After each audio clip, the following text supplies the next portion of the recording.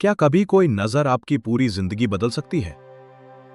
आज जब हम बात करते हैं रणवीर सिंह और दीपिका पादुकोण की, तो हम देखते हैं बॉलीवुड का सबसे पसंदीदा जोड़ा, दुनिया भर में मशहूर, कला में सम्मानित और दिलों में जिंदा। हम देखते हैं लेक कोमो की शांति, महाकाव्य फिल्में, अवार्ड स्टेज की चमक और रेड कारपेट की रौनक। लेकिन यह कहानी शुरू हुई थी उससे पहले, जब वे दोनों सिर्फ दो अलग अलग लोग थे, अपने अपने रास्तों पर चल रहे थे, सफलता की ओर बढ़ते हुए। इनकी कहानी, जैसा कि हम जानते हैं, 2012 में शुरू हुई। जी सिने अवार्ड्स, मकाओ। चमकती हुई रोशनी, फ्लैशिंग कैमरे, रेड कारपेट पर चलती हुई एक सिल्वर गाउन में दीपिका पादुकोण। उसी भीड़ में खड़े थे रणवीर सिंह। शायद उस समय किसी को अंदाजा नहीं था कि यही एक नजर उनकी जिंदगी का सबसे खूबसूरत अध्याय लिखने वाली थी। और फिर आया संजय लीला भंसाली का गोलियों की रास लीला, रामलीला। आधिकारिक तौर पर यह सिर्फ एक फिल्म थी, लेकिन पर्दे के पीछे एक गहरी कहानी भी जन्म ले रही थी। लेकिन इससे पहले कि हम आगे बढ़ें, हमें लौटकर उनके सफर की शुरुआत देखनी होगी, जब उन्होंने एक दूसरे को देखा भी नहीं था। रणवीर सिंह का जन्म 6 जुलाई 1985 को मुंबई में एक सिंधी परिवार में हुआ। फिल्मी दुनिया का कोई बैकग्राउंड नहीं था। छोटे से उम्र में ही वे सिनेमा और प्रदर्शन की दुनिया से आकर्षित थे। उन्होंने मुंबई में पढ़ाई की और बाद में अमेरिका जाकर इंडियाना यूनिवर्सिटी से टेलीकम्युनिकेशन में डिग्री हासिल की। कॉलेज के दिनों में भी वे थिएटर और एक्टिंग की ओर खिंचे चले गए थे। भारत लौटने के बाद रणवीर एडवर्टाइजिंग एजेंसियों में कॉपीराइटर के रूप में काम करने लगे, लेकिन साथ ही फिल्म के ऑडिशन भी देते रहे। लगातार असफलताएं और मुश्किलें थीं, लेकिन उनका हौसला कभी नहीं टूटा। 2010 में उन्हें यशराज फिल्म्स की बैंड बाजा बारात में मौका मिला।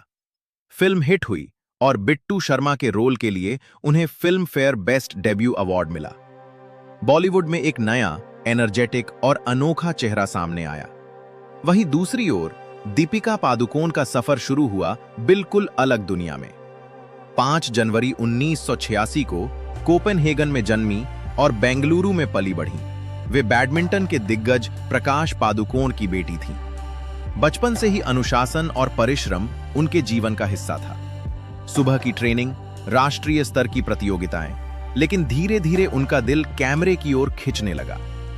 किशोरावस्था में दीपिका ने मॉडलिंग शुरू की और जल्दी ही पहचान बनाई। किंगफिशर कैलेंडर में उनका नजर आना उन्हें फिल्म इंडस्ट्री की तरफ ले गया। 2007 में वे फराह खान की ओम शांति ओम से बॉलीवुड में डेब्यू की। फिल्म ब्लॉकबस्टर थी और दीपिका को film fair best debut award मिला। लेकिन सफलता आसान नहीं थी। 2008 से 2011 तक लव आजकल, हाउसफुल जैसी फिल्में आईं, लेकिन आलोचना भी मिली।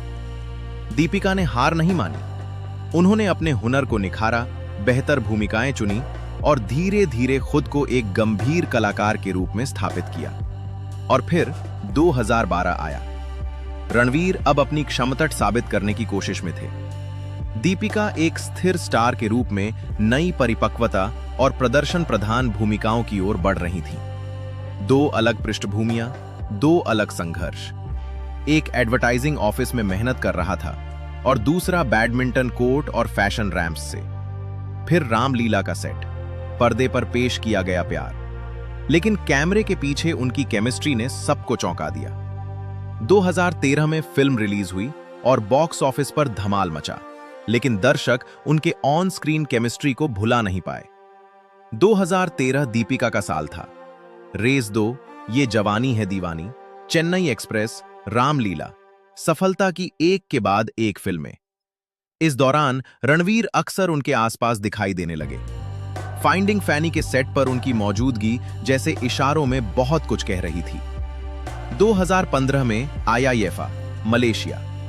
हजारों दर्शकों के सामने रणवीर ने घुटनों पर बैठकर दीपिका के लिए गाया। उसी साल बाजीराव मस्तानी ने उनकी जोड़ी को फिर से बड़े पर्दे पर चमकाया। प्यार, जुनून, दर्द, हर भाव में वे एक दूसरे के साथ पूरी तरह डूबे हुए दिखे।